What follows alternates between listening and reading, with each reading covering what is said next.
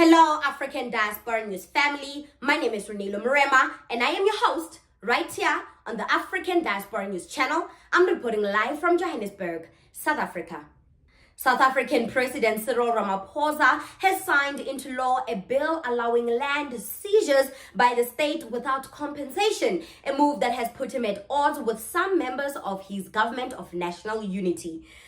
Black people only own a small fraction of farmland nationwide. More than 30 years after the end of the racist system of apartheid, the majority of the country's wealth still remains with the white minority. This has led to frustrations and anger over the slow pace of land reform. While Ramaphosa's ANC party hailed the law as a significant milestone in the country's transformation, some members of the coalition government say they may challenge it in court. The law outlines how expropriation can be done and on what basis by the state.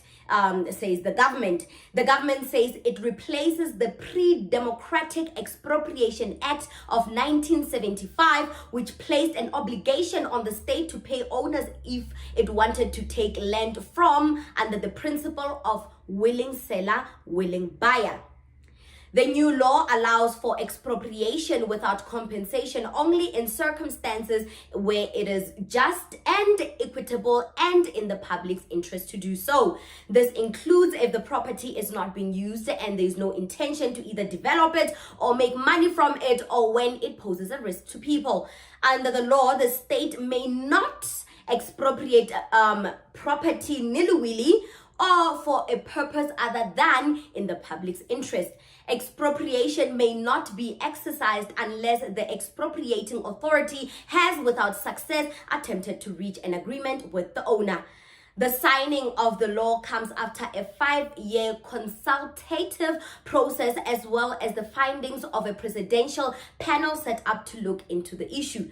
The Pro-Business Democratic Alliance, also known as the DA, the second largest party in the government of national unity, says it strongly opposes the law, this new expropriation bill, and it was consulting with its lawyers. It says that while it supports legislation addressing land restitution, it takes issue with the processes followed by the country's parliament to enact this law. Guys, it looks like the DA only considers the Rainbow Nation when there's inequality. Do they find joy in the minority of this country having access to the majority of the wealth, owning massive empty lands just sitting there for their amusement, while we, the black community, huddle in little squatter shanty town camps? Do they find joy in that? Ladies and gentlemen, particularly of the black race, you voted for the DA. You smuggled them in the GNU, knowing exactly what they are. The minute there's anything progressive for the black community, they run to the courts to take that away. They still revert back to the dated constitution because it favors, protects, and promotes them. The Freedom Front Plus, a party which defends the rights of the white minority and is also in the government of the national unity, vowed to challenge the constitutionality of the law and do everything in its power to have it amended if it is found to be unconstitutional. One of the sticking points for the party was the law's possible threat to private ownership in our country. Here goes the Freedom Front Plus of that ugly white man, Pieter Groenewald of Orania. He gets most of his voters from Orania, a white-only town that separated itself from South Africa, yet it still has the right to vote in the elections. It screams privilege to me, honestly. Speaking of Orania, how did they acquire that land and manage to turn it into a reminder of racism and segregation? Orania made its way to a ruling government of the GNU, guys. And yet they still continue with... Anyway, back to the constitution favoring the white people and why this new land expropriation bill got white people burning in hell. Honestly, if the kitchen's too hot, go back to the Netherlands, guys. The current constitution that favors the white people says in section 25, it basically says no land will be expropriated from anybody except through the act of general application, and there must be some sort of compensation. In terms of compensation, you have to look at the history of the land, the value of the land, how the land is used now, how it has been acquired, etc., etc. Now, in terms of one of the categories of property that can be the subject of expropriation without compensation, and it also supports this new bill that the president signed recently, Section 300 of the Criminal Procedure Act says that any property that is a proceed of crime will be forfeited. For example, let's say I'm a hunter and I own a lot of guns and I use them for hunting purposes only, that's fine. But should I take those guns and shoot someone, then those guns will be confiscated pending investigation. Upon being convicted, then I'll forfeit those guns back to the state. I will never get them back. Why is that not done in respect to the land? Why does the same act not apply to the land? We have endless beatings of the African people on these white-owned farms. We have black people killed on these farms, tortured, unlawfully locked up on these white farms, buried in shallow graves on these white farms, but yet no farm has been confiscated. Black people lose their lives on these farms and white people get off with a tap on the wrist and their farms intact. Do you think it's fair? So speaking on getting the land back without compensation, I think it's a good thing. Them folks can moan and groan all day, but the matter of fact is that they did not acquire this land lawfully, and that's on 1652, by the way, when they set foot here. I got to hand it to Cyril Ramaphosa. I'm very proud of him. He's one hell of a man. I mean, I'll tell you what, Cyril is cruel. He made sure that he strategically placed all the DA ministers in departments that are directly responsible for policy areas that clash with the DA's policy offerings.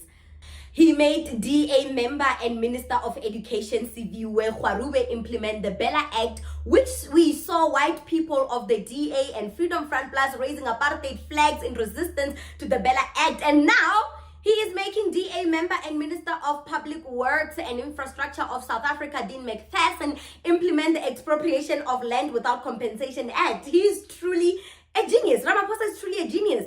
Look at them now. Look at them white folks eating humble pie and go directly against their voters, their racist policies, their values and their morals. Look at the DA. Look at the DA eating humble pie. Yeah? I mean, their members who are now ministers in the government of national unity are going to be implementing policies. They're going to be implementing policies that are directly against the DA's policies and their values and their mandate or whatever. They are going to be going against their own voters. They're going to be going against their own policies and their values and their morals. This is amazing. I love it. I love what Cyril Ramaphosa did. I love how he strategically put these DA members in portfolios or in departments that goes directly against the DA's values, the DA's policies. I love it. And they have no choice but to implement these policies.